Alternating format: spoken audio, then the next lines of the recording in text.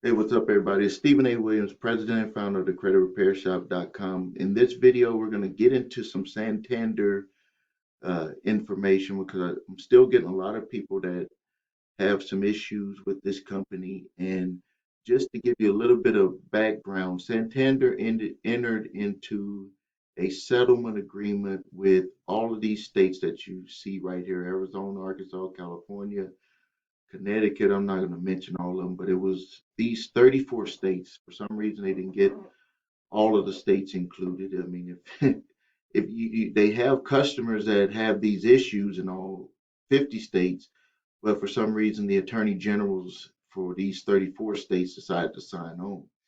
And the relief that they were going to give is they were going to split up some money. They were going to do loan forgiveness, give people their titles. It based on what had happened to consumers, it was not really a lot of people don't think that it was equal. Because if you break this down with 265,000 consumers, $65 million, it had averaged out right here at least the least amount. One of my YouTube viewers let me know this. The least amount, sorry about that, the least amount was going to be $244.80. And this could be someone who lost their vehicle in a repossession that fell under this settlement. So $244 is just like, nothing to them.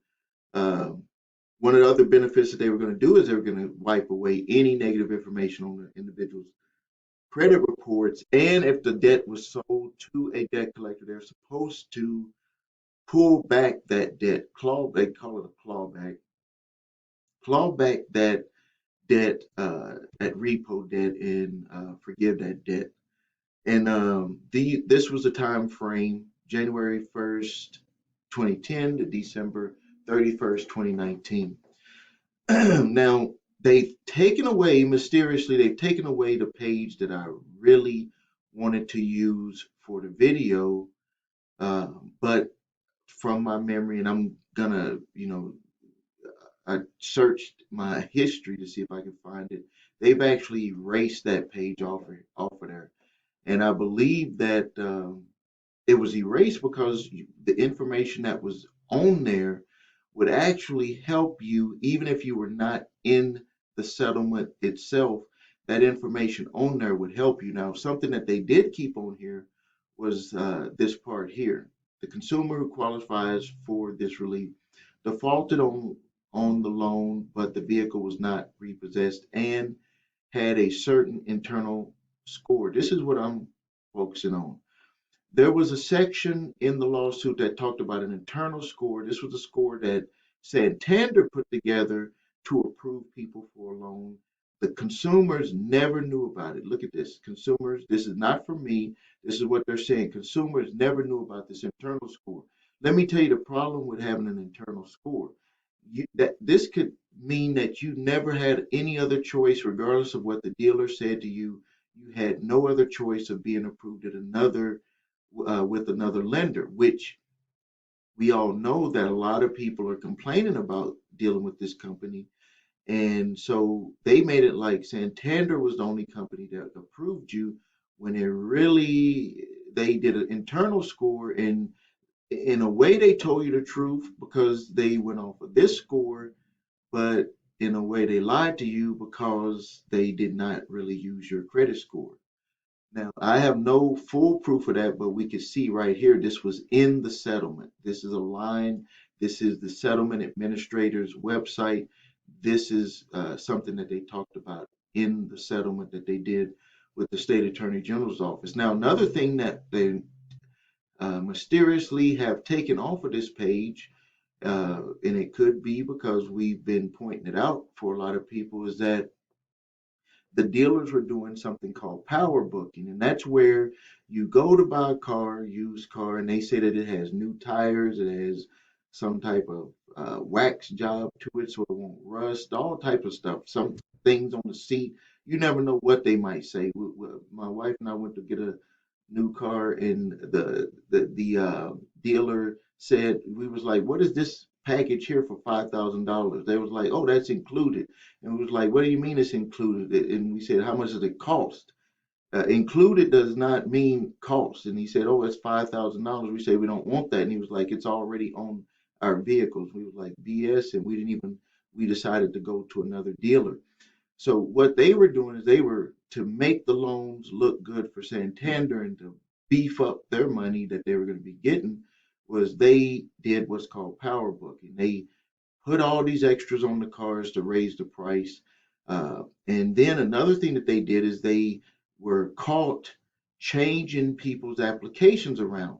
I recently talked to someone who said that they needed to have their mother co-sign for the vehicle, but when they got the contract, it had them, the mother as the original borrower, and that person's name wasn't even found anywhere.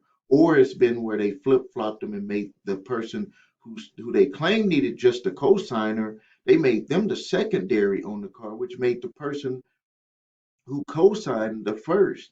But in my eyes, it doesn't matter because if you co-sign for somebody, regardless, you might as well say you signed for the loan because uh, that individual, if they don't pay, they're going to come after the person who co-sign because they believe that you have the money for it. So you should never co-sign for anyone. I know we all want to help people out, but this is just something you can't do because if it was like you paid and it was paid off next month, yeah.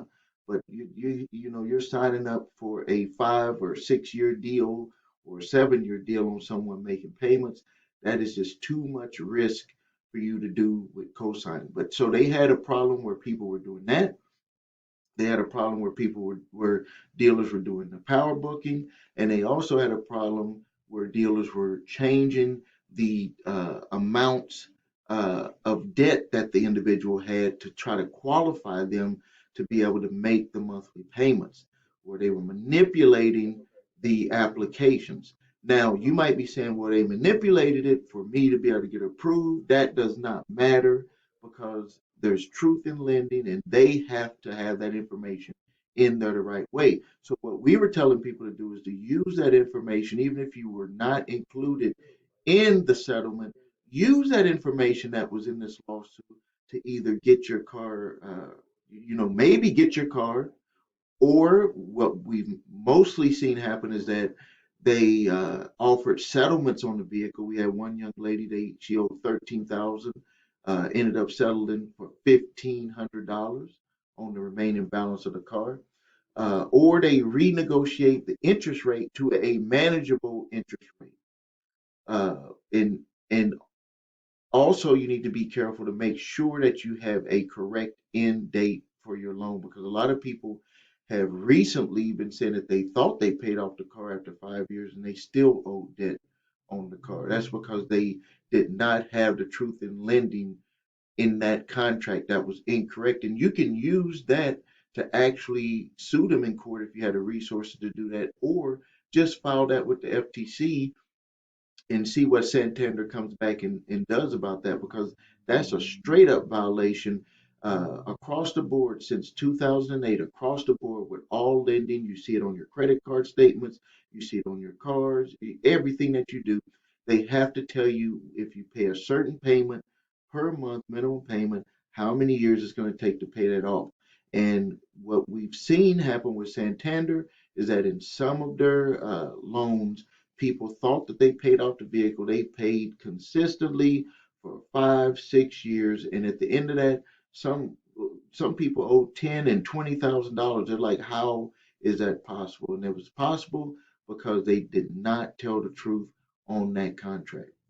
So hopefully this information helped you out, and this is what I've gotten so far. Their last update was actually on the administrator website was March 23rd, so we can see how this whole thing is proceeding.